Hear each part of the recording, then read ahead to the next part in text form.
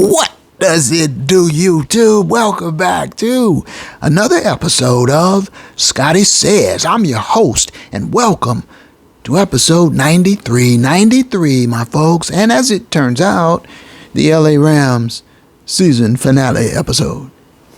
It didn't have to be this way, but it is what it is, and I can't say I'm shocked, surprised.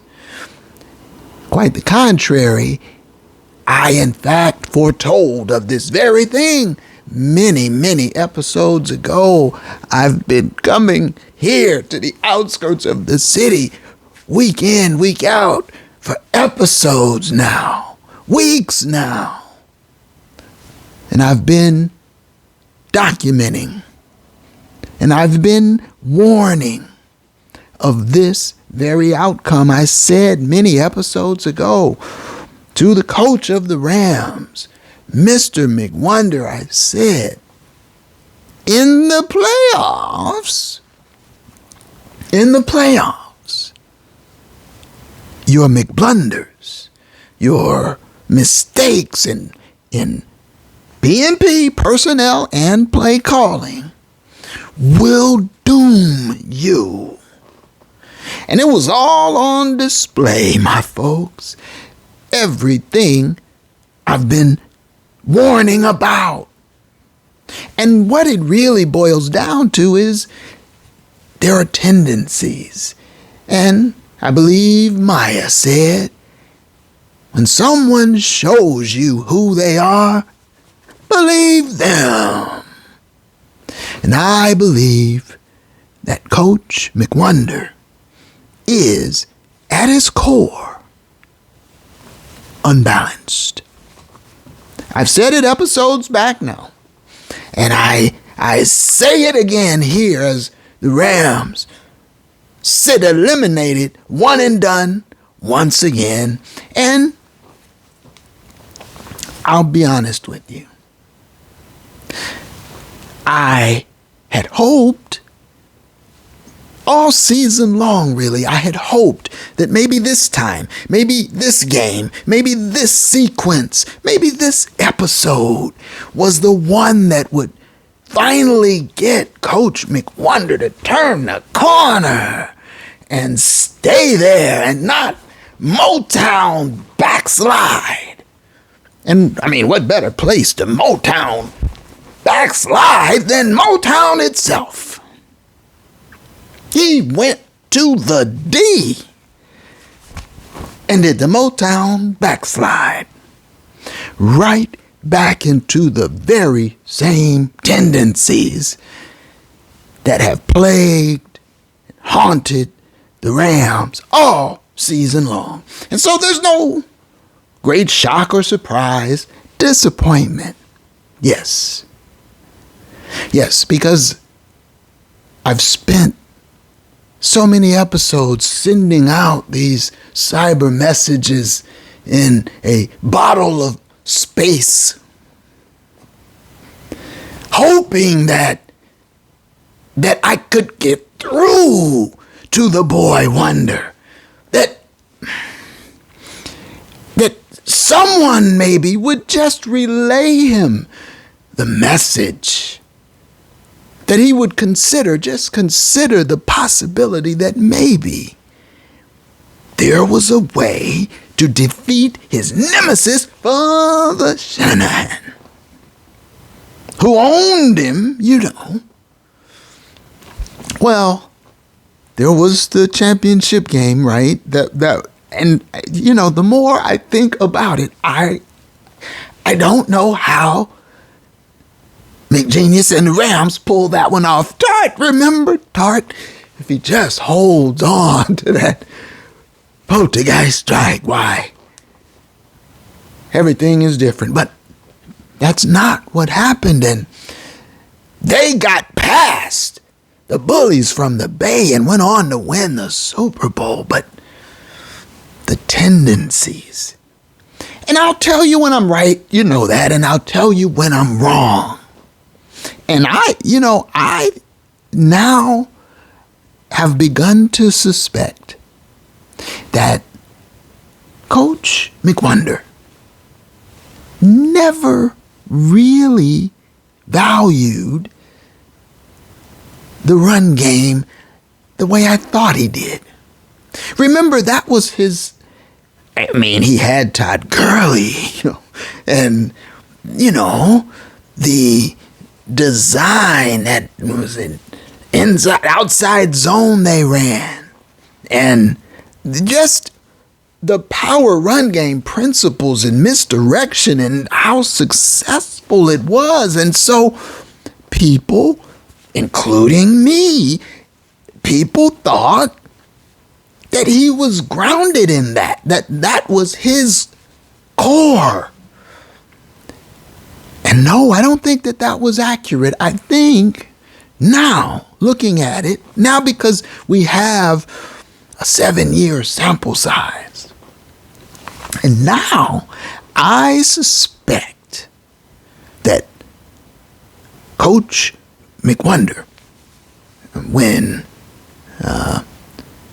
approaching the job as a very young coach, sold the prospective employers, the Rams, on the concept, the prospect of fixing the golfer. I think that was their inside deal. He probably came to them like, hey, because remember, when they hired him, the word pretty much was the golfer was a bust. Remember that one year with Jeff, where's the bar? Fisher? Ooh. And I suspect now that Coach McGenius, in the interview process, sold the Rams on the notion that he could fix the offense, fix the golfer, fix the Rams. And he did. He did. And that year, 2017, that was a one and done Wildcard eliminated playoff run just like this year. But the difference was that year, he turned around 20 years of stanking mess, of losing, of just bad football. He turned it around the very first year and led that team to the playoffs, and they were one and done, but the turnaround was remarkable. And that year, his first year, is the only year he has won Coach of the Year, and he deserved it that year. And the Parrots, and the Lemmings, they parrot this notion that the coach of the Rams should have been considered for Coach of the Year this year.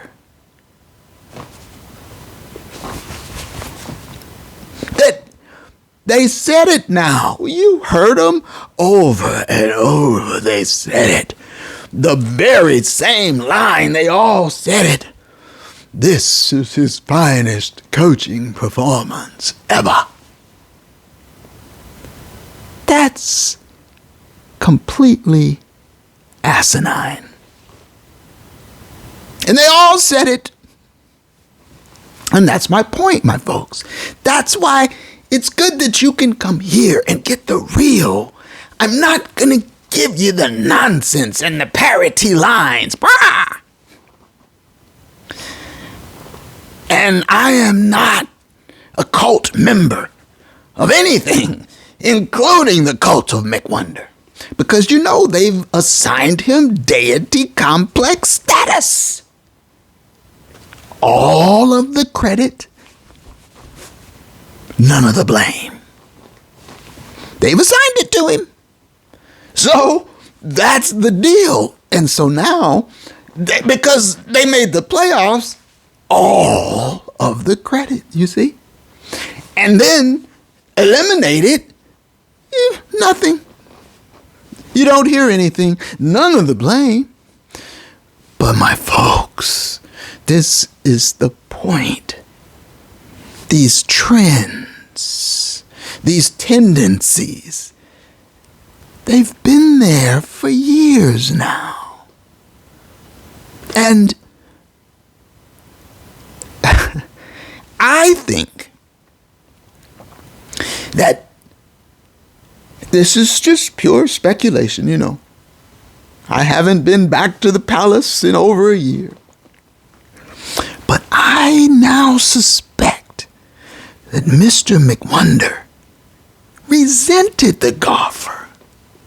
Not at first. At first, he's a 30-year-old who's the head coach of the Rams, and he turned them around, and it was pretty impressive.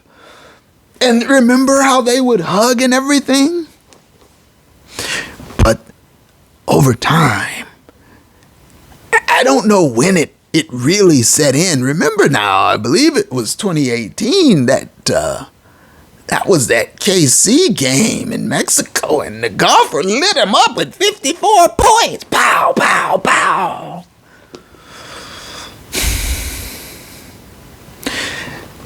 I do recall that the golfer had a thumb problem, and the Wolford, remember? The Wolford was Mr. McWonder's understudy for the golfer. And the golfer was ready to go for the playoffs, and Mr. McWonder said, I'd rather go with the Wolford. And the golfer was hurt. And the Wolford, as you know, is a rider. And by that I mean he's always riding in the ambulance. And so that very game, now remember this, that very game, after Mr. McWonder had spurned the golfer and turned his attentions to the Wolford, that very game, the Wolford had to be taken out on a stretcher and placed in the ambulance where, as a rider, he did what he does, ride to the hospital. And then Mr. McWonder had to turn around and say, hey, golfer, you're in, buddy. Remember? And by then, at that point in time, the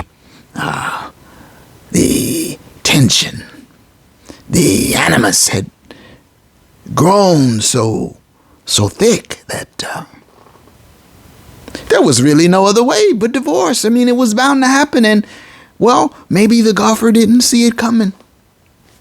Which, I don't know. When you're having that kind of a relationship with your coach, how could you not see it coming? I mean, they do say the NFL is not for long. The golfer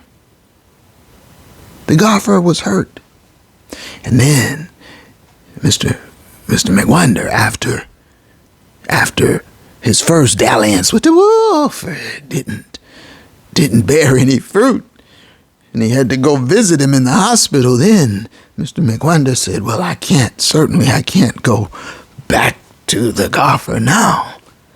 I want a divorce. And, well, wouldn't you know, he ends up in a hot tub in Cabo with Maddie from the D. How'd that happen? Just fate, I guess. Maddie from the D and Mac G in the hot tub in Cabo, chilling, having some drinks. What a sordid affair. An old golfer, well, you know what happened. Banished from the kingdom. Exiled to the outback, the wastelands of Detroit. And there was a point during the game when Chris Collinsworth said that, late in the game, he said that the golfer told him that experience, the way that happened, this was the word he used, he said it broke him. This is pretty deep. And I remember thinking, wow, I bet the golfer probably feels pretty low, being banished from the kingdom. And apparently the way it went down was even sketch, I mean, when you're cheating and dallying and whatnot and having affairs, and, your eyes are on another and you forgot all about the one at home. I don't know anything about this. I'm just saying I've seen movies. It's a classic case. In this case, the other person was Maddie. And they played like they were broken, the golfer and the Lions. Awful. And the kneecap biter. And they were awful at first. But I tell you what, they turned it around. And I have to admit, I'm kind of rooting for the golfer. I mean, who's left? Okay, I do like Green Bay too. And how about them Cowboys, huh? And I told you there. Okay, so I went 4-2 in my picks, and I picked the 2 Saturday games. And did you see? Did you see the so-called experts on NFL Network on the Houston-Cleveland game? All of them, like 8 or 9 of them, all across the board. Cleveland, all of them. Cleveland, this is for you. I was like, wow, they really believe in Cleveland. It's unanimous. And they were all wrong. Wrong. So I felt good. And not only did Houston win, but they smoked them. They roasted them. They sent Living Spaces back to the sofa. He's going to have to go to Bob's Discount now. Living Spaces don't even want to see him. But we'll get to the other games in a little bit. My point is, my predictions, I told you that it would be a thunderclap that reverberated around the NFL if Green Bay could upset them damn Cowboys. And they did it. And I told you I was rooting for it to happen. And it did. So I was delighted to be wrong about that pick. And I told you Dallas would fall. And I told you they'd fold. I told you. I just thought it would be the next game. I didn't think Green Bay could just come in and roll them like that. Wow. And now you see how the chain of events, it's like one little thing can affect everything else. For example, just imagine if, I thought this is how my mind works, okay?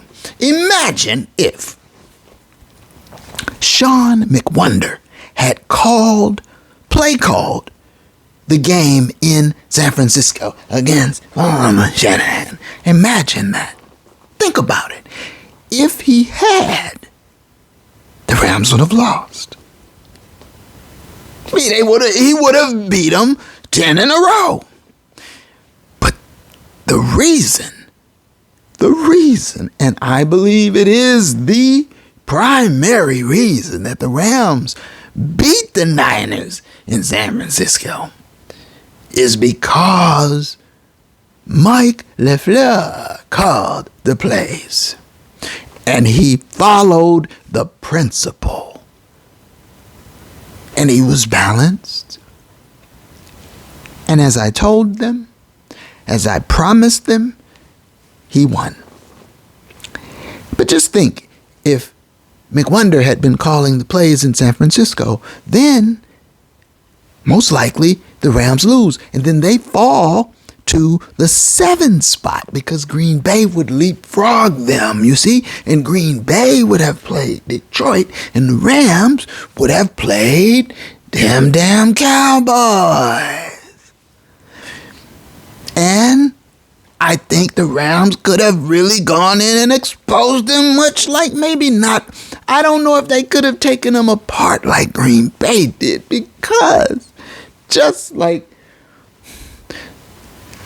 Father Shanahan has written the book on McWonder, my principle is being employed, and where it is being employed, they win. You understand? Green Bay followed the 25-30 principle. You see?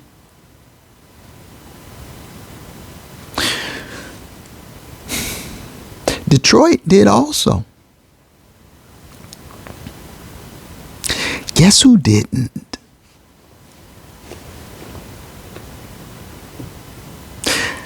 I've come here episode after episode, and I have warned, I have implored, I have cajoled, I have needled, I have employed sarcasm and satire. I have tried in innumerable ways to convey a very simple message to Coach McWonder. If you want to win against quality teams, you have to be balanced. Unless you have some, and I would say, Matty from the D in his prime and Megatron. But even then, you saw they never won anything in Detroit with Matty in his prime and Megatron. It's amazing to me how such a simple principle is so difficult for Coach McGenius. And how it almost seems as though he would rather lose chucking it 35 to 40 plus times than to win running it or throwing 20 times or 25 times. I can only imagine that either Mr. McWonder has no inkling of the potency, of the power of the 25-30 principle. Either he's completely ignorant and oblivious to it, which is an indictment, if that is the case. For one thing, I've been sending him the message for months, even years, going back to last season. Remember last season when his genius wrinkle was putting Stoney in the backfield as a fullback? Remember? And how he discarded Bobby Trees for Buster Brown and Stoney? Remember? Personnel and play calling. That was last year, and the results spoke volumes. 5 and 12.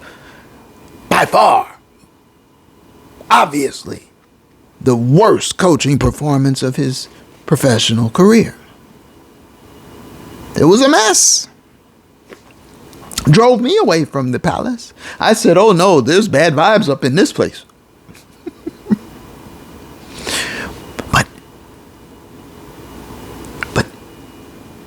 Either Coach McWonder is oblivious, ignorant to the principle, has refused to watch an episode of Scotty Says. Either that, or he knows and he obstinately, willfully refuses to employ it, which is malpractice. Either way,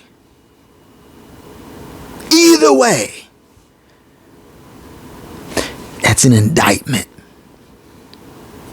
And that's what I've been coming here to share with you that the lemmings and the parrots and the ferrets, that maybe they're not even watching the games, my folks.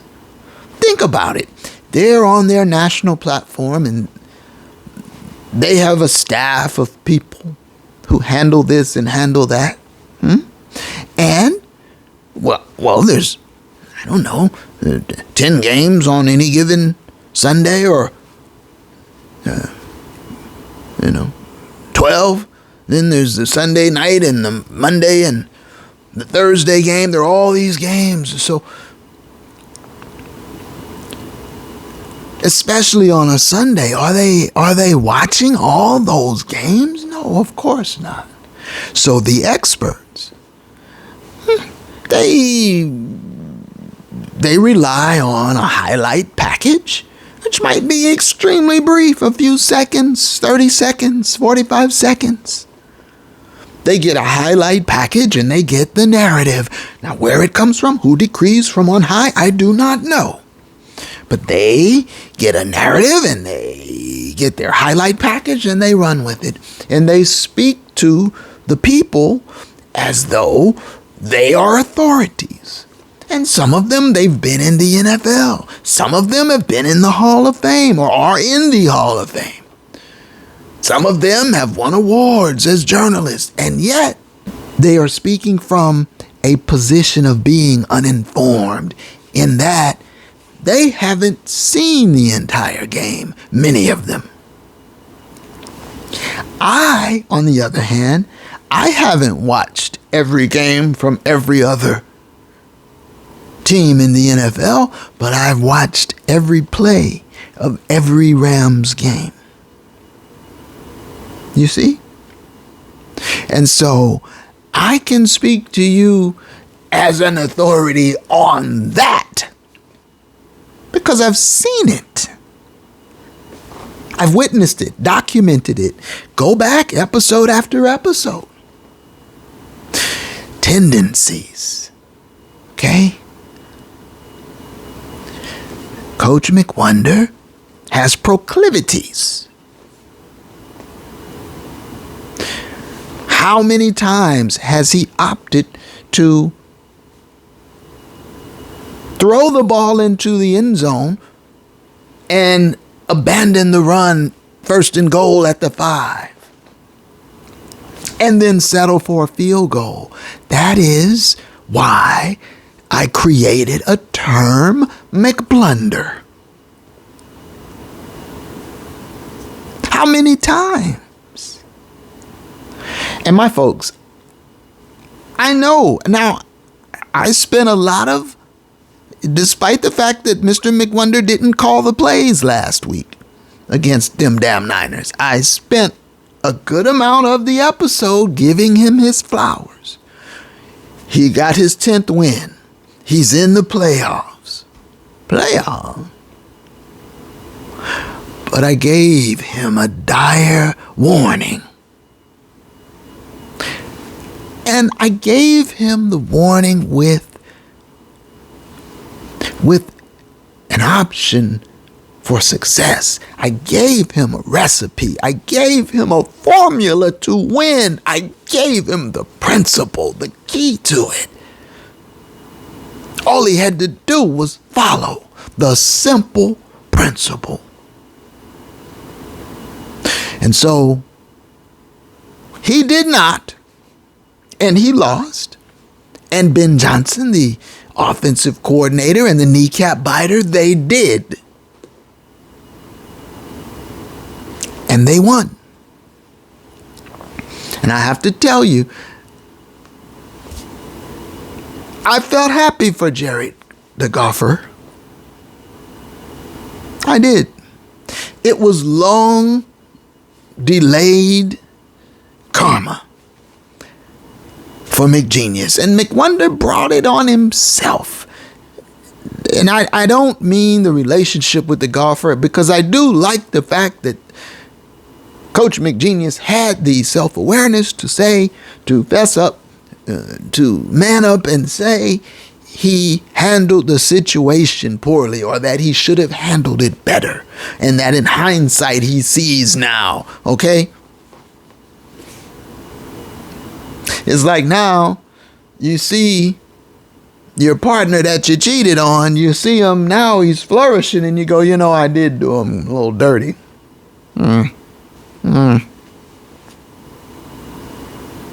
And so you get what you deserve, McWonder. And you brought it upon yourself because you had the key to a different outcome and you chose not to use it. And so this is the autopsy episode. We're going to sift through the rubble, through the debris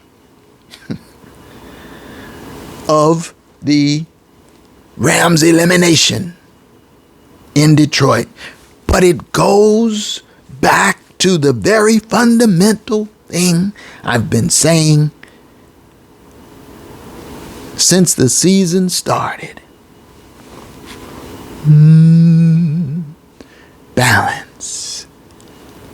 And employ the 25-30 principle. And if you do that, you will win. I told him this after Father Shanahan came to town and whipped him again for the 9th consecutive time. I told him then, I said, Coach McWonder, you will never defeat your dada until you change your ways. Father Shanahan ran the ball 25 times and Purdy threw the ball 25 times. And they whooped McGenius.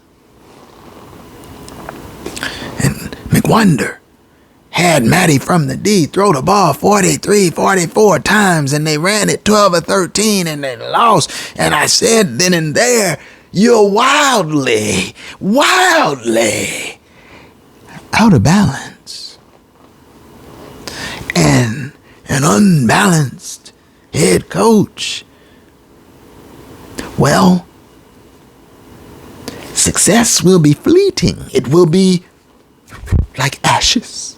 It will be ephemeral for you. And so for all the acclaim and the glitz and the glamour, now Mr. McWonder has only won one Super Bowl. Okay? And it's a shame because I find the parallel between this head coach and Pillsbury, Mike the Madman, the Maniac Martz. I see the parallels because it seemed as though Pillsbury, Mike the Maniac, the Madman Martz, it seemed as though he was more concerned with beautiful schemes and devising these elaborate routes and the beauty of the offense, the plays. Oh, he could dial up the plays. But he left other fields to sour. They turned the ball over way too much. Not going to win very long that way, Pillsbury. They abandoned the run. The Maniac did. Even in crucial game situations, even in the Super Bowl, even with Marshall Faulk as your tailback, they abandoned the run. And they lost a Super Bowl. Mike the Madman did too. Mumbles on the Cleveland, on the Cincinnati. Belichick.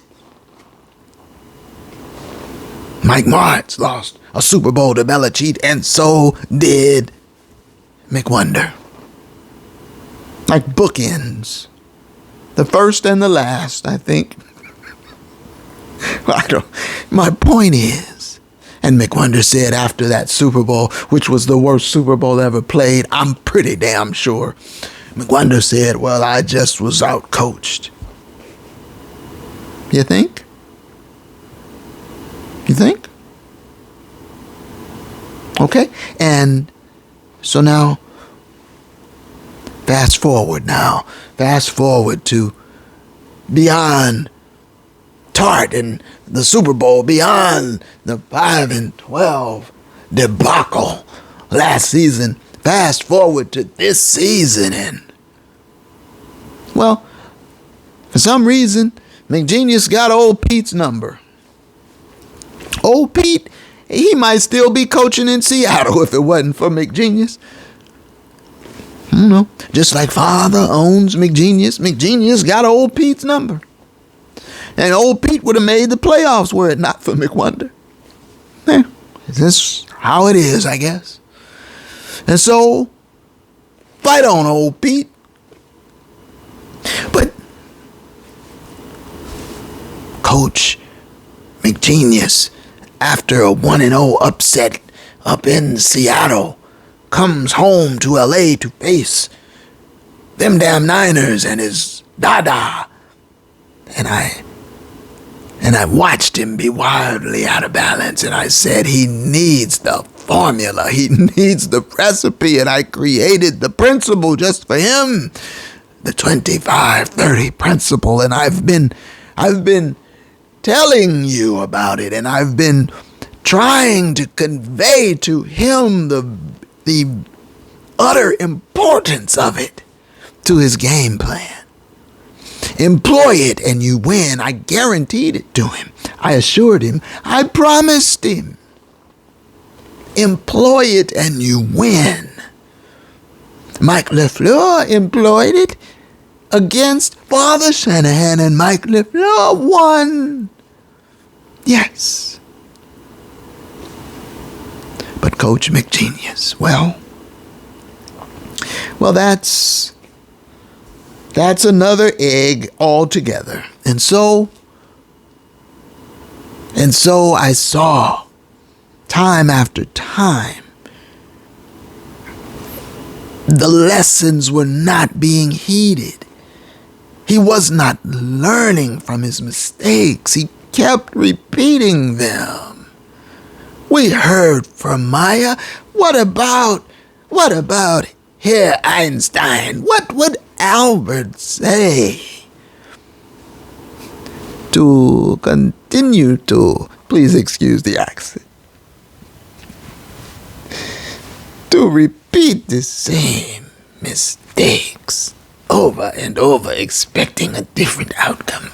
Oh, this is bird brain behavior, Albert would say. Madness. It is lunacy, my folks. And yet, your coach of the Rams, your hero, McWonder, continually repeats the same mistakes and gets the same outcome, and he has a peculiar look on his face on the sideline. Have you noticed it? When the camera cuts to him after one of his patented McBlunders, you see him there looking around as though to say, I wonder who did that. You did it. It is you who did it. No one else. By the time this season's Rams team reached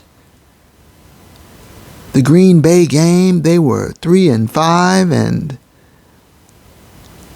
Matty from the D was out, and K. Will was out, and well, they looked atrocious with ripping and bumbling. Remember? Personnel and play calling. I called it then in that episode after the Green Bay game.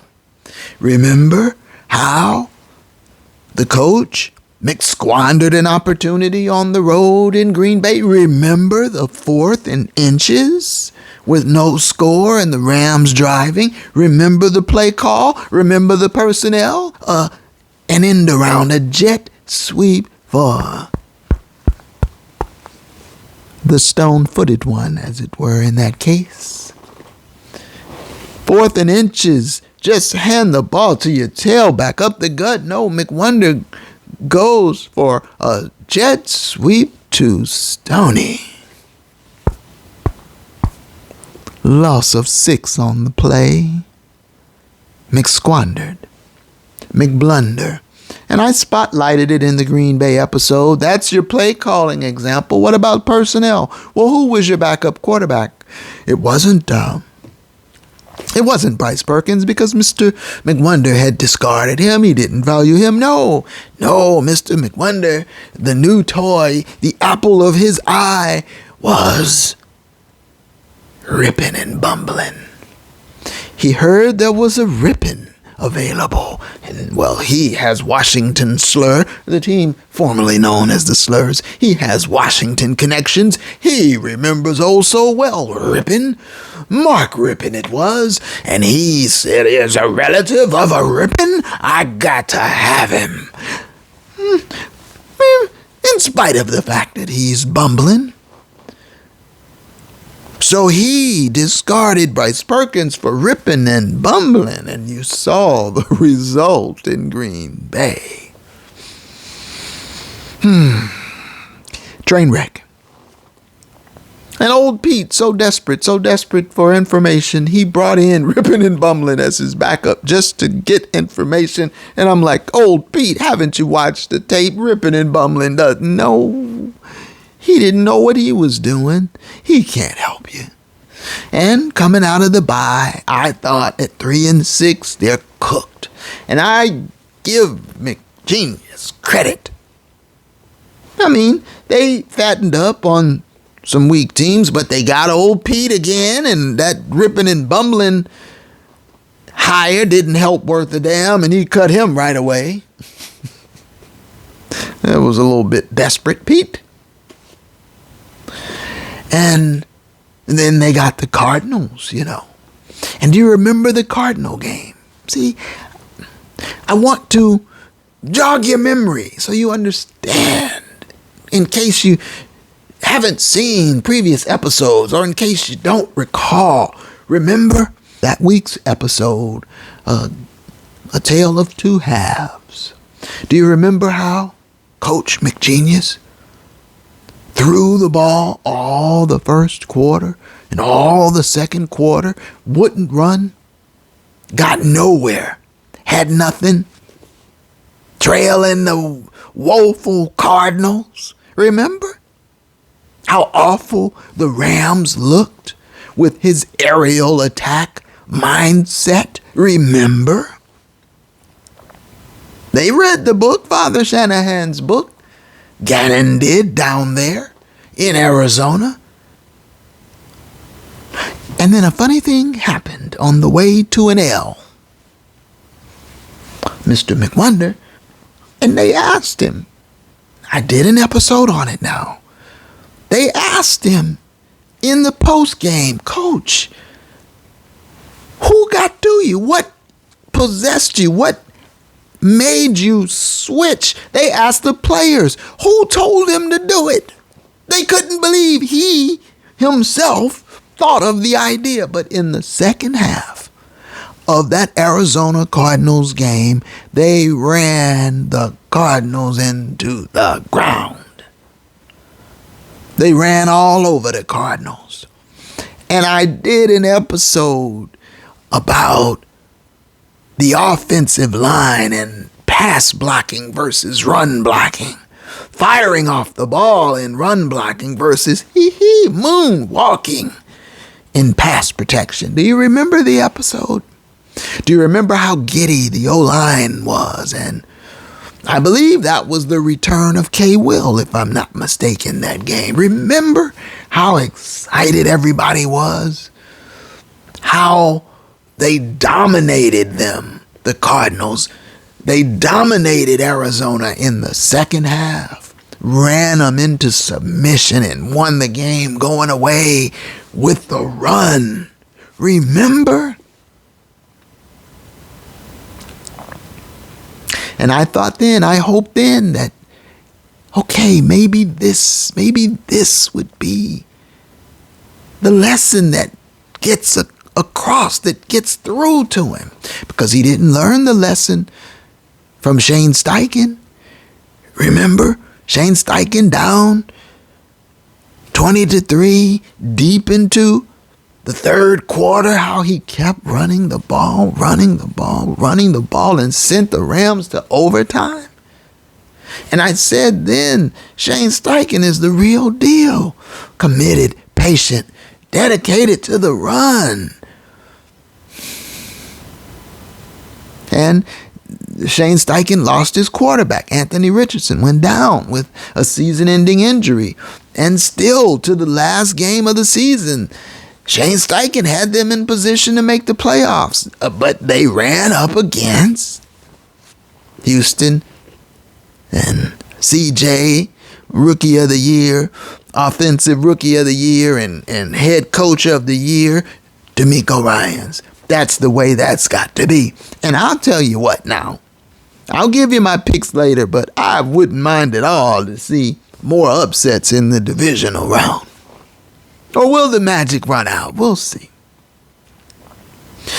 But the lesson from the Colts game, it was not heeded by Coach McWonder, because in that Colts game, in the first half, McGenius ran, but in the second half, he decided it was the opposite of the Cardinal game. He wanted to chuck it all over the yard, over that Indy barn.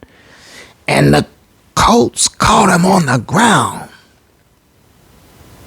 But he didn't heed that lesson. The Rams played misguided football against the Eagles. And that's another story, how a team could run out to a 10-1 start and then collapse, crater like that. But they beat the Rams. Talk about crater. Them damn Cowboys. How about them? But they beat the Rams. See, we've seen all season long the tendencies, the mistakes, the McBlunders, the personnel and play calling errors. And all season long, I'd hoped this game he will get the message. This game, he will learn the lesson. Now, after all the glee and jubilation from the Arizona Cardinals ground pound in the second half, now I thought he's got it. He'll run the ball, but no. Even in the Cleveland game, in the victory, still we saw it. Remember, they on the opening drive against Cleveland, the offense ran up on a 4th and 2 or 3, and they threw incomplete. In fact, I wonder, anyone, tell me, because I can't find it, of all the times that the Rams have gone for it on 4th down, have they ever turned the ball over, this season I mean, have they turned the ball over on downs after a run play? Because I can't recall one. It seems to me every time they go for it on 4th down, no matter what the distance is, they throw. And very often, in the Cleveland game, for example, the pass was incomplete, and they had to settle for a turnover on downs. No points, 0. That was in the Cleveland game. They ended up winning that game. But we kept seeing it in the Baltimore game, in the following game against Baltimore. That we've covered extensively, but we saw it there. McWonder opened the game with 9 straight runs. 9 straight runs to a 1st and goal at or about the 5. 9 straight, you're at 1st and goal at the 5. And then he shifts Matty into the shotgun and throws incomplete 3 passes, and they settle for a field goal. After 9 straight runs, chunk yards, dominating runs, got you first and goal at the 5. Just hand it to him and let him run in. And McWonder said after that, after the Baltimore game, because remember, and I said then, I hope this game isn't decided by a few points because they had to settle for 3 instead of 7. And of course, that game went to overtime. Highlight packages don't show you. The experts, the ferret and the lemmings and the parrots, they don't show you this unless you watch it all.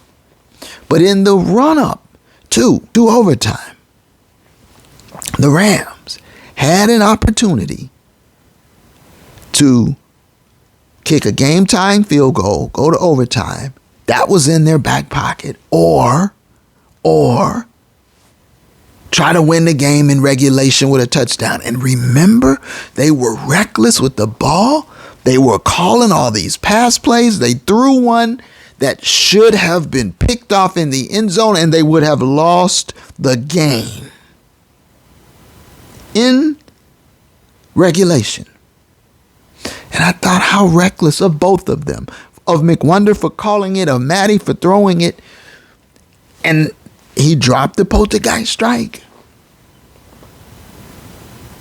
And that allowed them to then kick the field goal and go to overtime where they lost on a special teams breakdown. You see? That was Baltimore. That was the one game they lost, but then they had Washington, the Slurs, the team formerly known as.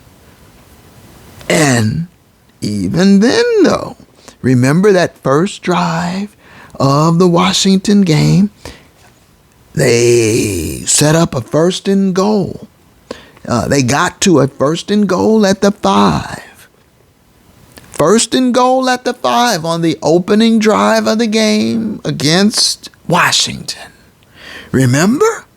And what happened when they got to first and goal at the 5? 3 pass plays. No runs. Field goal.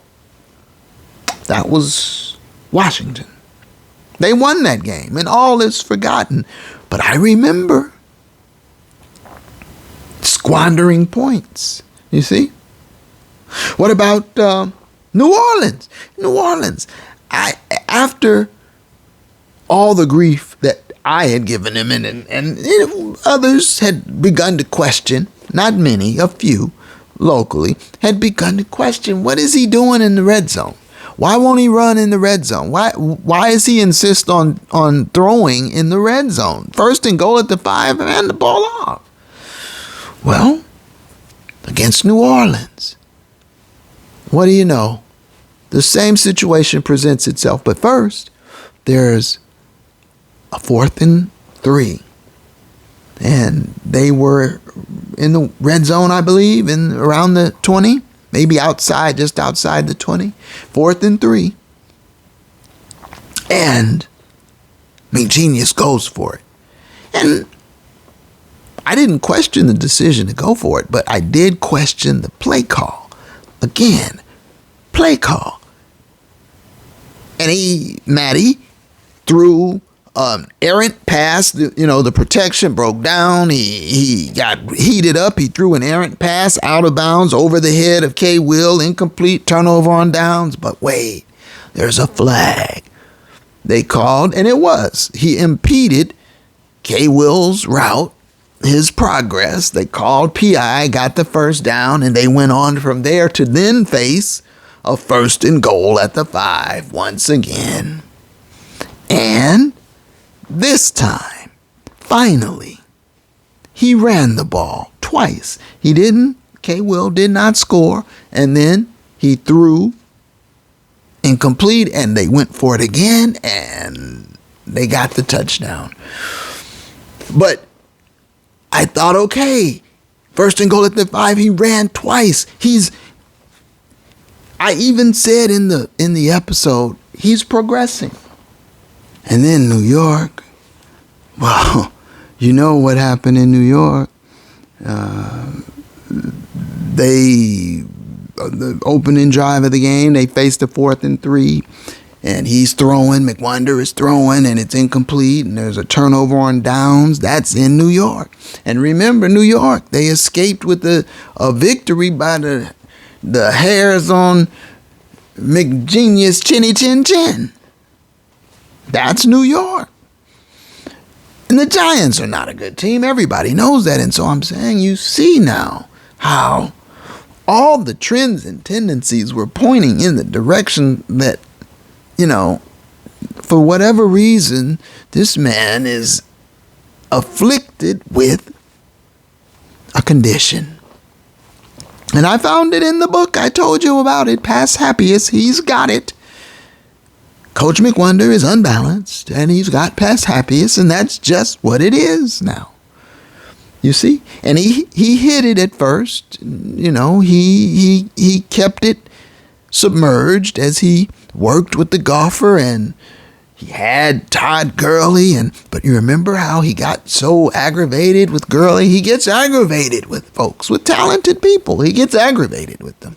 He got aggravated with Gurley, and of course, he fell out of like with the golfer, and, well, once he had gotten rid of Gurley and he had gotten rid of the golfer, then I believe, my folks, the restraints were lifted off him. He no longer had to be beholden to his promise to fix the golfer. You see? He no longer was beholden to a big-time running back in the stable. Now,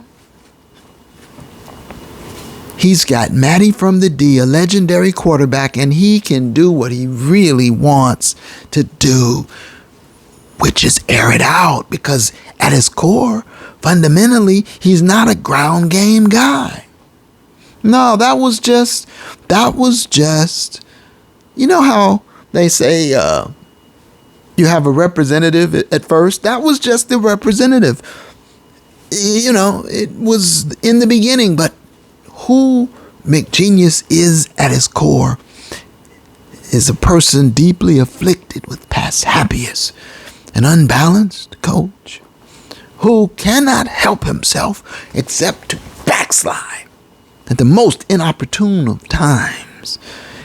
And we've seen it repeat itself time and time and time again throughout the season. And so,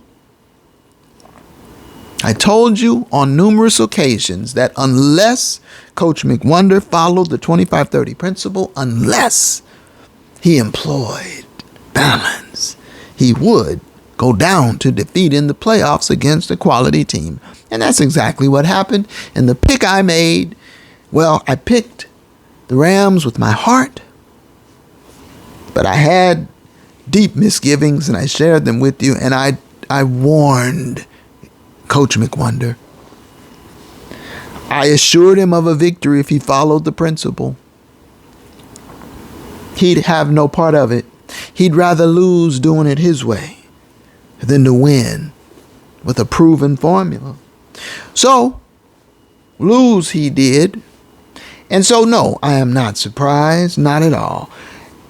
But where I will say I was a bit surprised, not that them damn Cowboys lost, but the ease with which they were whooped. They got beat down. I mean, it wasn't even close. First time in the history of a 7-2 matchup that the 7 has defeated the 2.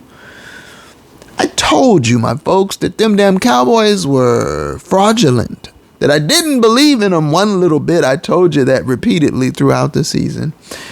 And yet I gave them credit with their 5th-ranked offense and their 5th-ranked defense. I gave them credit that they could at least defeat a Green Bay team, which, remember, I saw Green Bay, but that was before whatever clicked with Jordan Love clicked. And got to give LaFleur, both of them, but in this case, the coach of Green Bay, you've got to give him credit because he went in with a sound philosophy. He went in with the 25-30 principle. So that was, for me, that made the weekend. And then right on the heels of that, it was a very entertaining game, but it was disappointing in the outcome. And even in that game, there were so many opportunities where with discipline, with patience, with commitment, LA can win that game. But you let the kneecap biter outcoach you, and then you want to claim to be, well, he doesn't claim it. The experts claim that he is the a coach of the year candidate. No, absolutely not. And so, and just speaking quickly of the experts, did you see the one on the NFL Network, the woman with the cowardly lion costume on? I was like, is it Halloween? What are we doing? Now, this woman who positions herself as an expert, even so much as to say she has a formula. I've spoken about her before and her formula. Stealing money, okay? Fraudulent. And this woman is dressed up as the cowardly lion picking Cleveland, but apparently she has some Detroit roots, and so that was why she was dressed in a lion costume. I call her Shrieking Duck because, you know, that fake field they have for NFL Network outside of SoFi. Last season, I don't know, Groceries Warner or one of them were out there on the field with the formula. They threw her a pass. They threw her a football out there on the little fake field. She shrieked and ducked. This is your expert, the formula. The cowardly lion, put him up, Shrieking Duck. All right, so let's just get right to the game analysis of the Rams-Detroit playoff game. And so, right off the bat, let's just recognize the starting 11. Once again, it was a starting 11 for most of the season. From left to right, the offensive line, Alaric Jackson, your left tackle, your left guard, the rookie, Steve Avila, your center, Shelton Coleman, your right guard, Kevin Dotson, your right tackle, Haven Stein. You have at tight end, Tyler Higbee, Kyron Williams is your tailback, and your wide receiver Brew, your wide receiver Stu is the Puka Soup, the DeMarcus Robinson, Puka and Super Cup, and your quarterback is Matty from here, okay? And right out the gate, Detroit on offense looks sharp. They look ready. They march right down the field on the Rams defense, really without much resistance. Punch it in 7-0. And so the Rams take over on offense, and they're already in a deficit. And, well, I'm thinking, establish the run. Coach, you heard my warning to you. You understand the recipe. And he does. He starts off with the run. Unfortunately, there would be few more of them, to my liking anyway. So, K-Will for 5. 2nd and 5, Matty back under center again. And you know, I prefer to see Matty under center. But he audibles out from under center back into the pistol. And this was something that we would see occur quite a bit in the game. Matty under center and then apparently audibling out. I don't know if it was designed or if he was opting out of the play, but he would opt out of the under center snap back into the pistol to check down to K. Will. K. Will gets a run. Puka gets involved. There's a PI on the defender tugging at Puka's uni. Well, boy, that was foreshadowing of what was to come. But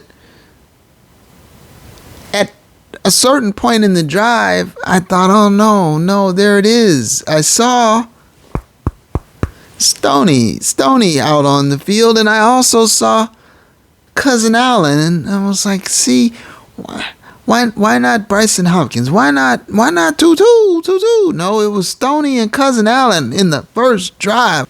And, well, Kirby Joseph, the defender, who now is infamous because of the hit that he has put on Higbee, which, as we learn later, ACL and MCL. And so Kirby Joseph had done the same thing to Hawkinson, the Minnesota tight end, on Christmas Eve. The same thing. Well, Kirby Joseph pulls Stoney off the pile and throws him off the guy, and he gets a personal foul on Kirby Joseph. Well, isn't that interesting? And the drive continues. First and goal at the 5. And there it is again, my folks. Just like all those other games, it's like that test keeps coming back to him. Like the football gods keep testing McWonder. Another first and goal at the 5. Have you learned the lesson of Baltimore? Have you learned the lessons from New Orleans and Washington? Have you learned the lessons? No. First and goal from the 5. McWonder is throwing. And on the final throw, on third down, third and goal from the 5, the pocket heats up. The defense knows it's coming. Matty is rushed. The ball is tipped. It looks like it's about to be a poltergeist strike. First and goal at the 5. 3 passes. Fortunately, the third one falls incomplete. Fortunately. They kick the field goal. And so it has happened yet again. This is your McBlunder Spotlight of the Week Playoff Edition. Ah! And so the Rams settle for 3. Just like all the other games. But what I say out loud to no one in particular is he has not learned, and they are going to lose. It's only 7-3, but I can see it now. You've got Stoney running around out there. You've got Cousin Allen out there in place of Higbee. We didn't see Bryson Hopkins till the 4th quarter. You are repeating the same mistakes, expecting a different outcome. Madness. Lunacy. Ah! And so, it's 7-3. But I already knew what was going to happen because it was clear to me Mr. McWonder had decided he wanted his hero quarterback to chuck their way to victory in Detroit, to out-chuck the golfer. And he got his karmic due for that decision. And so the Rams would settle for field goals instead of touchdowns in the first half, while Detroit, well, they would put up touchdowns in the red zone. The Rams, fortunately, had a couple big plays in the second quarter. Big touchdown over the top to Puka, the exceptional rookie who set another record this time. A rookie record for receiving yards in a playoff game. 9 catches, 181 yards, I believe. Just an amazing season for Puka. And got into the mix and caught a touchdown pass. And so those two big plays kept the Rams in the game, but in the red zone, they floundered and they settled. And so we fast forward now. The Lions lead 21-17 to start the third quarter. And the Rams should feel fortunate to be that close. And the Rams get the ball to start the quarter. And I'm hoping that McGenius has had an opportunity to reset and rethink and come out with a different approach. But no, in fact, it's more of the same in the second half. In fact, it's even worse. I made a breakdown of the number of runs and passes in a drive for the Rams. I just want to give you an idea of what I'm talking about here. Start the third quarter. Now, it's 21-17. You're only down 4. The Rams passed the ball 4 times, ran the ball 0 times, burned a timeout in the process, and punted. That's to start the second half. I'll repeat it. 4 passes, no runs. They burned a timeout, and they punted. That's how they started the second half. And I'll say another thing right here and now. I have given McWonder a pass about the awful game mismanagement when it comes to timeouts. I haven't even made it an issue. I've noticed it. Apparently, McWonder feels that a timeout is less important than a 5-yard delay of game penalty. He would rather burn a timeout in a close playoff game. He'd rather burn a timeout than to take a 5-yard penalty and reset on the delay of game. You don't see the error in the ways of that thinking, and it has filtered down to the quarterback, and I don't know who is calling it. I think the 2 timeouts that were burned in the second half of the Detroit game, which led them with 1 timeout above the 2-minute warning, those 2 timeouts, I think Matty called one and McWonder called one, I believe. But they've been doing this all season long. Remember the Pittsburgh game?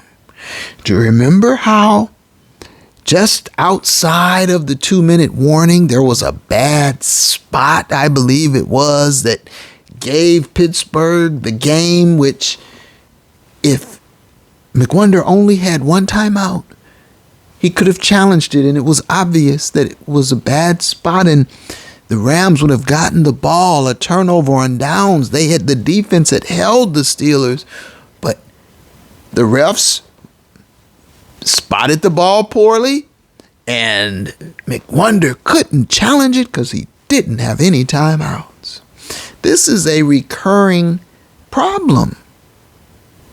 Timeout mismanagement, game mismanagement, blunders in play calling and personnel on display. And as I predicted, these things will bite you and they will spell your demise. So let's just look at the breakdown on the Rams' drives in Detroit. The opening drive, the very first drive of the game, offensive drive for the Rams, they had 10 plays and they settled for a field goal. 10 plays, 7 were passes, 3 were runs. So already you see you're clearly out of balance by more than double. Okay? By more than 2-1. You're 70% pass, 30% run. Right off the gate, out of bounds. All right? First and goal from about the 5, incomplete, and then almost a poltergeist strike. That's the first drive for the Rams. What about the second drive? Well, the second drive, there were 4 passes, 2 runs. Okay? Well, it was a big touchdown by Puka. 4 passes, 2 runs. The third drive, there were 6 passes, 1 run. You see? Always out of balance. That ended up with the 2-2 touchdown. 6 passes, 1 run. That was the third drive. We just discussed the fourth drive of the game for the Rams, which was after halftime. 4 passes, a burn timeout, no runs. That was their fourth drive, the fifth drive of the game for the Rams. Let's look at the fifth drive. Well, there were 3 runs. What about passes? 7. 7 passes, 3 runs. And what's of note on this particular drive is on the 3rd and 8 pass, on that 3rd and 8 pass on that drive, Matty got roughed. He got hit twice after the throw. And it looked like his eyes rolled back in his head and he might have been out for a split second. And they took him in the tent for a minute, but I mean, listen, I told you I'll tell you when I'm right. I'll tell you when I'm wrong. I was wrong that Matty was going to leave a haunted gift. He tried to, but there were no turnovers in the game. The game was clean in terms of turnovers. So that was a prediction that was wrong, as it turned out. And I give Matty, Doc, I give him credit for the toughness. They showed a clip of Matty in Detroit back in the day when he had gotten pounded in the ribs, I believe it was, and he wanted to play, but he was hurt and he was hobbling and screaming and let me play and tough guy. He plays hurt. I will also say this, Matty is a hot dog. He's a showboat. A lot of those no-look passes, I won't say a lot. I'll say some of them, I think, are unnecessary and for show. He wants people to say, wow, did you see that? And that's great. It's great if you can pull it off and there's no picks and it's fine. They're complete. Okay, fine. You can do it. But Matty missed a wide open soup at one point in the game. It was a sure touchdown and he just airmailed it way out of bounds.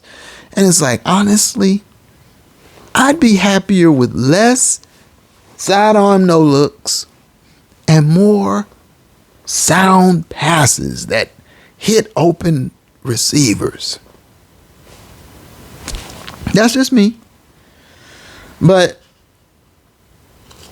my point with this particular play on Matty is that the refs seem to be unwilling to give the Rams the benefit of the doubt all game long.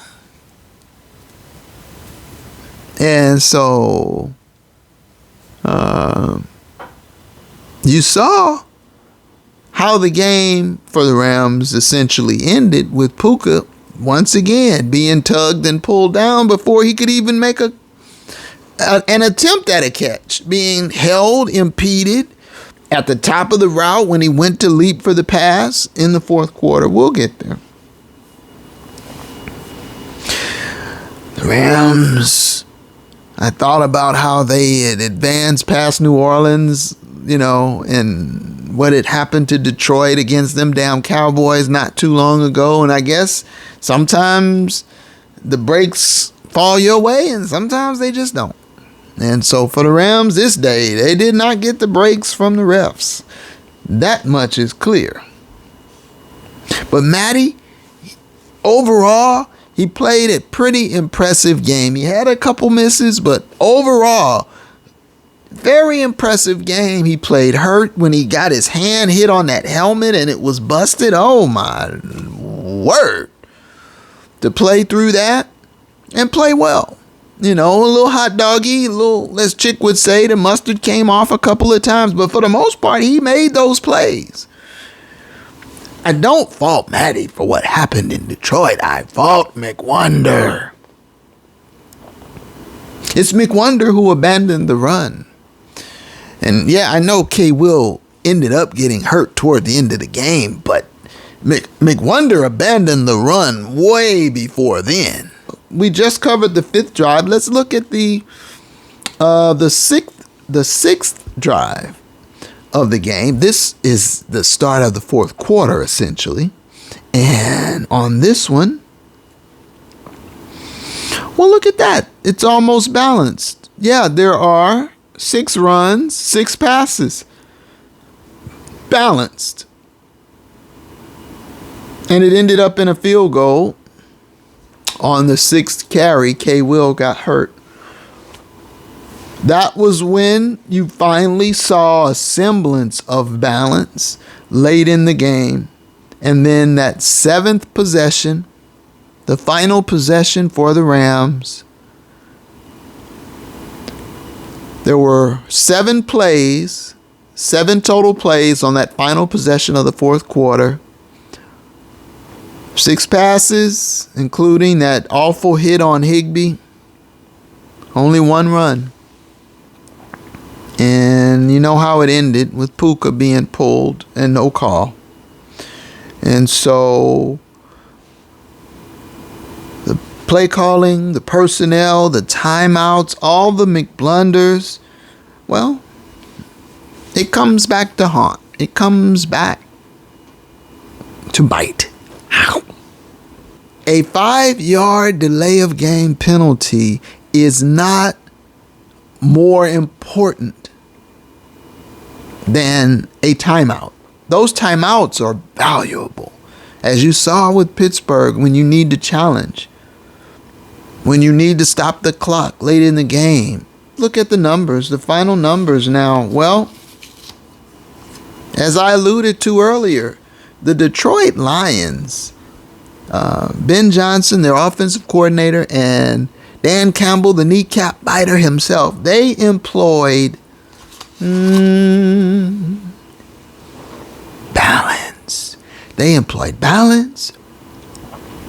So let me give you the numbers now. Jared Goff, the golfer, completed 22 passes, 27 attempts, 277 yards and a touchdown. Let me repeat that. 27 attempts. The 25-30 principle requires that you cap your quarterback at 30 attempts. They had 27 attempts. Detroit. Rushing. Mr. Montgomery had 14 carries. Mr. Gibbs had 8. So, and a couple carries by the quarterback. There were a total of 25 run plays. 14, 8, 3. 25 run plays. Well, there it is then. First of all, they're in balance. 25 runs, 27 passes. But then they hit the numbers perfectly. 25 runs minimum. They hit it. 27. You want 30 pass attempts maximum. 27. They hit it. They nailed the 25-30 principle. They were balanced and they won just like I told them. The Rams could still be playing had they simply employed this principle. But what did the Rams employ? Let's look at their numbers. Stafford, 25 out of 36. See, he's over 36. What about rushing? K. Will only had 13 carries. 13. He needs to have 25. Mr. Rivers only had 3. Puka had 1. 17. 17. 36 passes, 17 runs. More than double out of balance. You see the difference? Detroit were their plays were 25 and 27. The Rams, their plays 36 and 17. Out of balance. And you lost. And let's just look a little closer at your game leaders.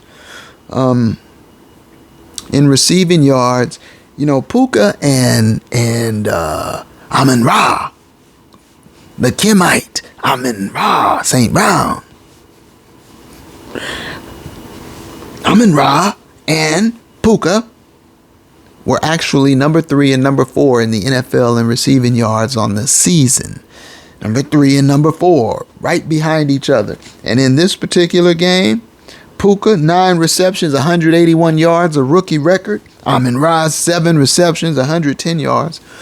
I like the Kimite, the Egyptian. As far as the game numbers, so close. All these numbers are like almost identical, my folks. When you look at the numbers, it's really startling.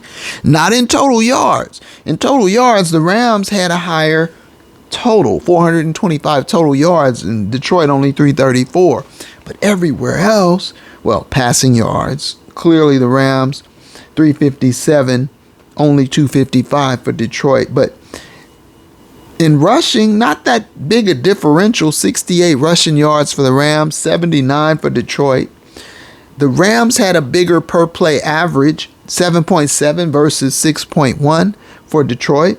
But now look at the similarities. First downs, 22 for the Rams, 23 for Detroit. Third down efficiency, both teams were 3 of 9.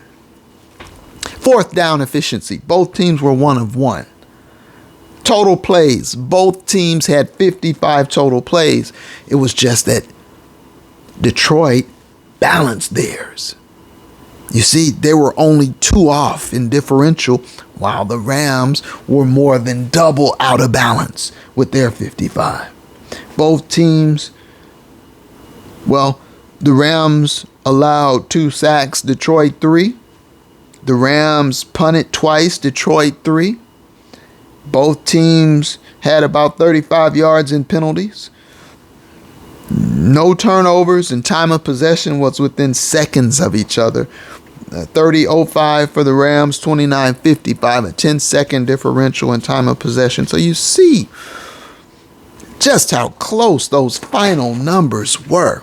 Again, you see the 25-30 principle remains undefeated. If you employ it, you win. If you scoff it, if you eschew it, if you ignore it, you lose, Coach McWonder. And he lost. And I want to go ahead right now and give out my season grades for the Rams. Season grades. And, well, let's start final season grades for the defense. For the defense, I'm going to give the D-line, I'm going to give them a B+. A B+. Really impressed with the emergence of Kobe Turner, the conductor, and of course, AD 99 is still a force on the D-line. And so I think overall they played pretty well. Kobe Turner led the league in rookie sacks, and Byron Young was second in rookie sacks, which brings me to the linebackers, and I give them a B. I give the linebackers a B. You got to give props to Ernest Jones. He's your all-time leading tackler for the Rams. And I think the defense overall played pretty well. Where I think you could probably really improve is in that secondary, the back end, and the DBs. I give them a C. I give the DBs a C. They're young. But the defensive coordinator, Raheem, I'm going to give him an A-. I think he did a pretty damn good job with what he had to work with. Unlike his counterpart, the play caller on the offense, McWonder, Raheem really didn't have a lot to work with in terms of proven commodities. Whereas Mr. McWonder had, several on the offensive side. And so I give Raheem an A-, and I understand he is going to be interviewed for some head coaching vacancies. And so I hope that he gets another shot at being a head coach. And if not, I'll be happy to have him back as defensive coordinator next season. Now, let's get to the offense where I tend to focus. Final season grades for the Rams on offense. Well, quarterback. I'm going to give the quarterback, Matty from the D, Doctor Who. I'm going to give Matt Stafford an A.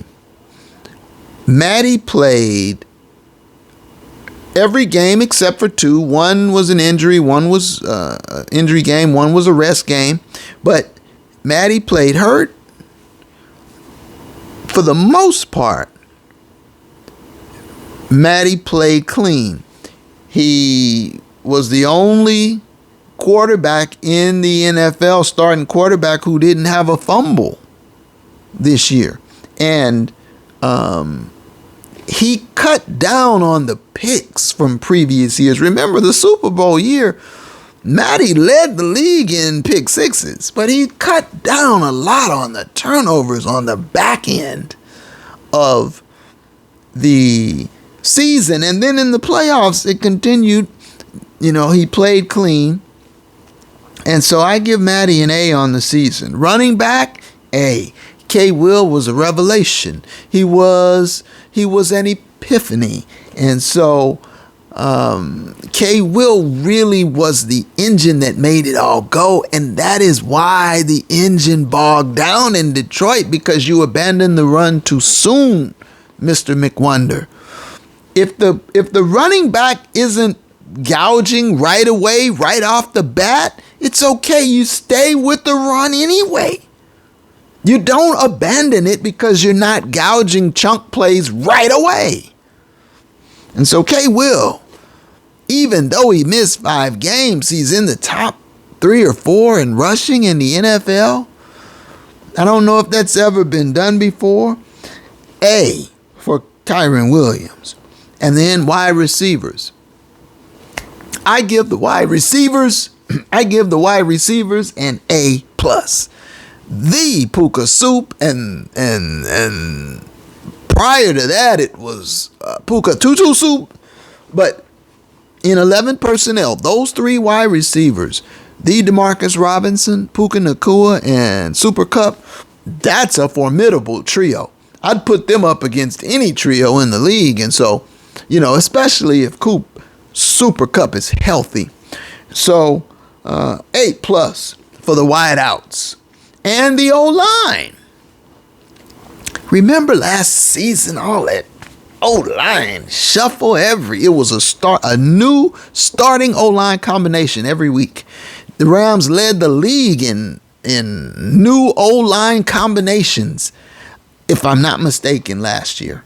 And so after all of that shuffle, that O-line shuffle last year, for this year, for the line to be so stable and productive, great job. Offensive line, they get an A-.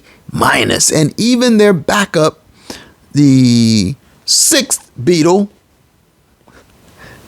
No Go Boom, was good when he was called upon as a backup. So A- on the offensive line. Now, tight end. I'm going to give them a B+ here. Higbee, I'm more than satisfied with Higbee. There's the depth issue is a problem at tight end because Mr. McWonder has decided to demote a proven Bryson Hopkins in favor of a project, Cousin Allen, and it hasn't really panned out. So I'm going to say B plus at tight end. And now with Higbee with the torn ACL and MCL, McGenius says he's going to be on the PUP list to start the season most likely. That means they're going to turn the tight end duties right on over to the project, Cousin Allen, I bet. And so next season, we're just going to see more of the same issues, play calling and personnel, because no one holds McWonder's Tootsies to the fire. All the credit, none of the blame down there at the Palace. So, B plus for the tight ends. And then finally, the play caller, the offensive play caller. Well, my folks, I really almost went down to a C plus on McWonder.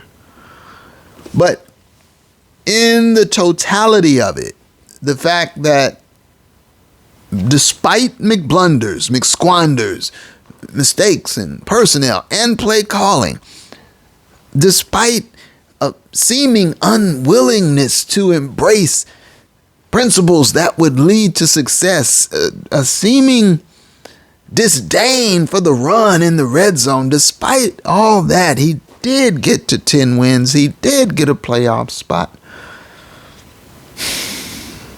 B minus for Mr. McWonder. B minus, and that's being generous. And you know I'm the only one who's going to say this, because the rest of them are going to say it was the finest coaching performance of his career. B minus, and that's generous. Okay?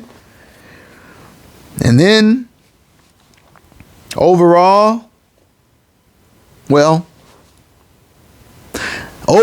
I'm going to give Mr. McWonder a B minus as head coach, because you have to hold him responsible for the special teams. And the special teams are a wreck.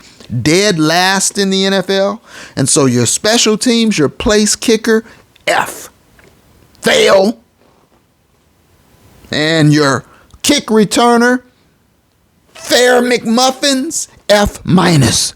Fail negative. And your punter, I'm going to give him a B. I thought Evans was pretty decent. But because of the extraordinary disrepair of your special teams, I cannot go beyond a B minus for the overall final grade for the head coach of the Rams. Let's just look at the Houston Texans versus the Cleveland Browns wildcard game.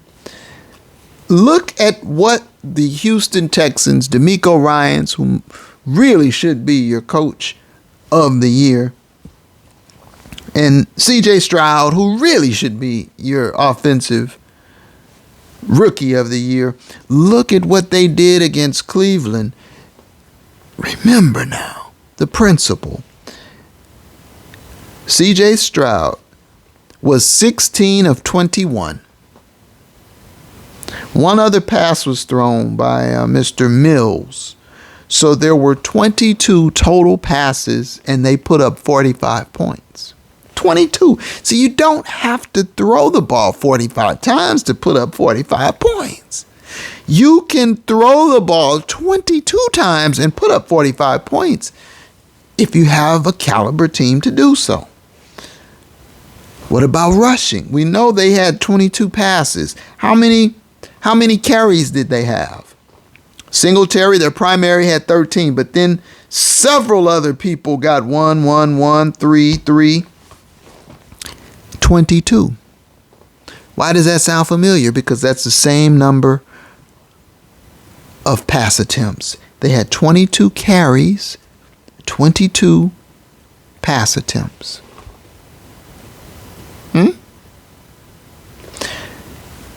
That is the epitome of balance. That's perfect balance, 22 and 22. And although it's short of the 25 that the 25-30 principle requires, you make up for it by being perfectly balanced, 22 apiece.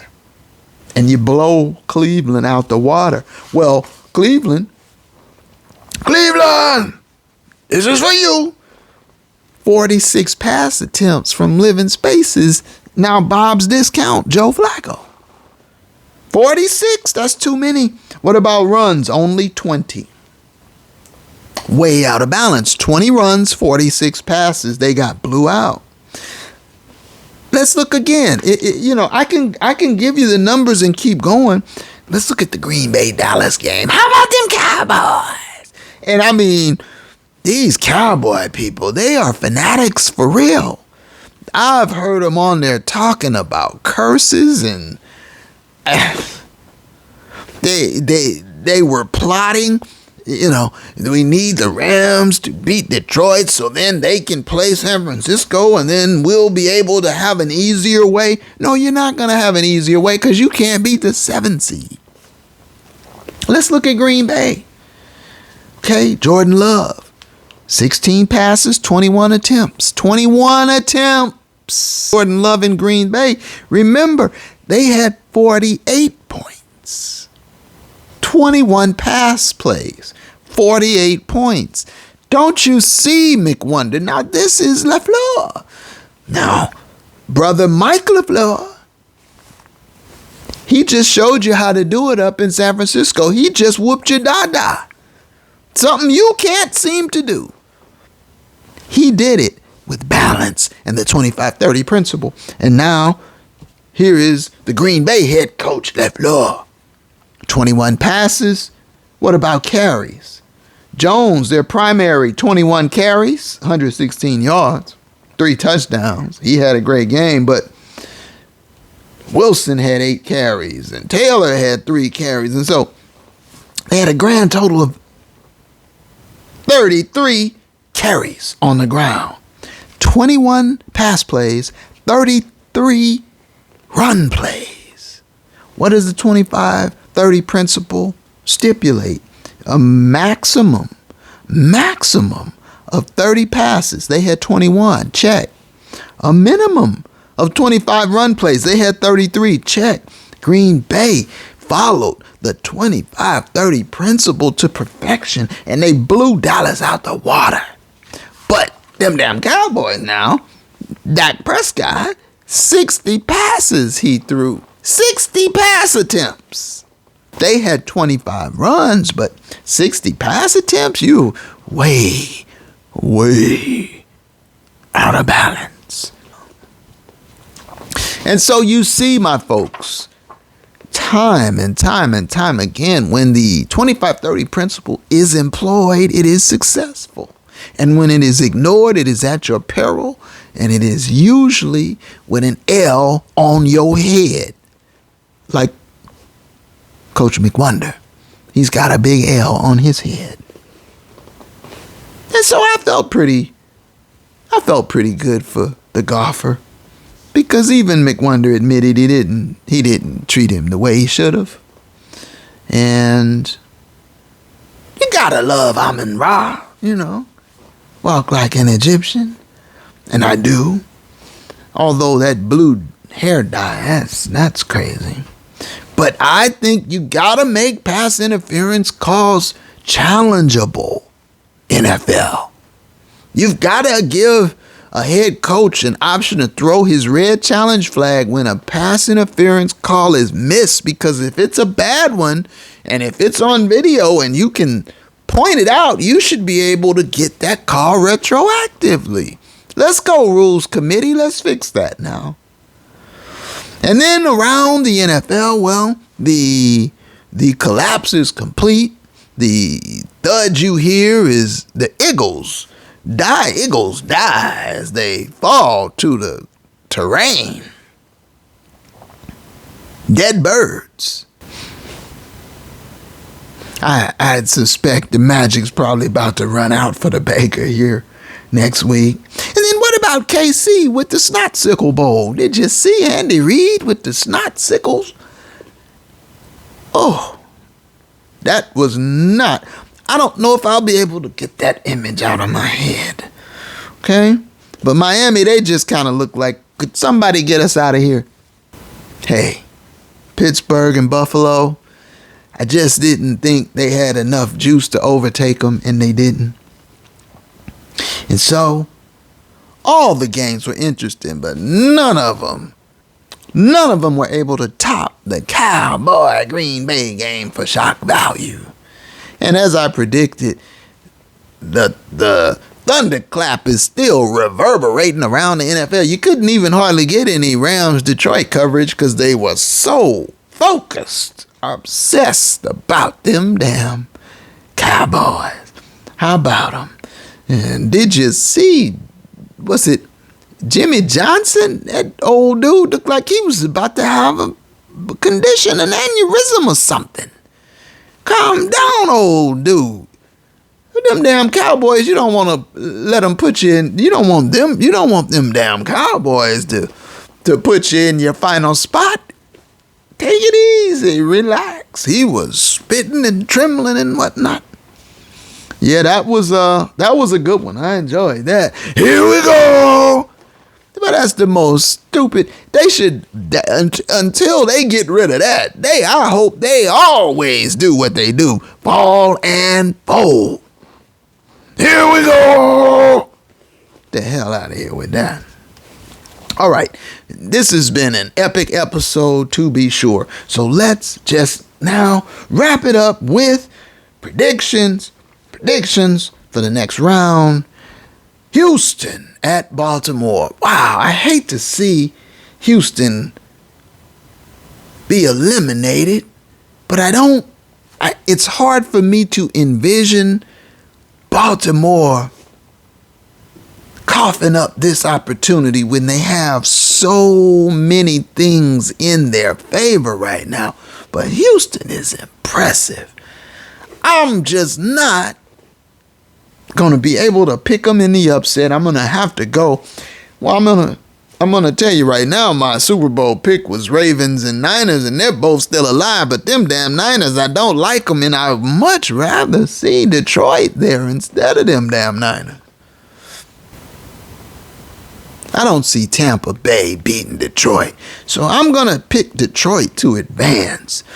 And the other NFC game is Green Bay, San Francisco. And once again, it seems like a major stretch. I mean, after what Green Bay did against them damn Cowboys, to think they could turn around and then do it to the bullies from the Bay, it's just too much to imagine, isn't it? I got to go with San Fran. But again, like last week, if Green Bay could upset them damn Niners, why, I think I'd enjoy that. I'd be pulling for them. So go get them, Green Bay. I just can't pick you.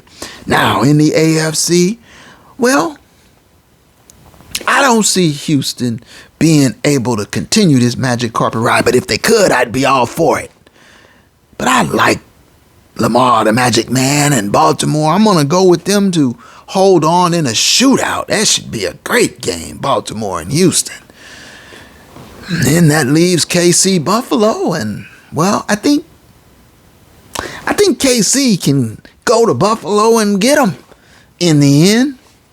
Even though KC is flawed, I don't think anybody left can deal with Baltimore in the AFC. And so I think it will be San Francisco versus Detroit, and it will be Baltimore versus KC, and those would be two great championship weekend games. And if that were the case, it might just be that my original pick way back in the beginning, when it all started, might just hold San Francisco and Baltimore. But if it were Green Bay and Detroit and Houston, any of those combinations, I wouldn't be mad. I wouldn't be too upset at all. So those are my picks.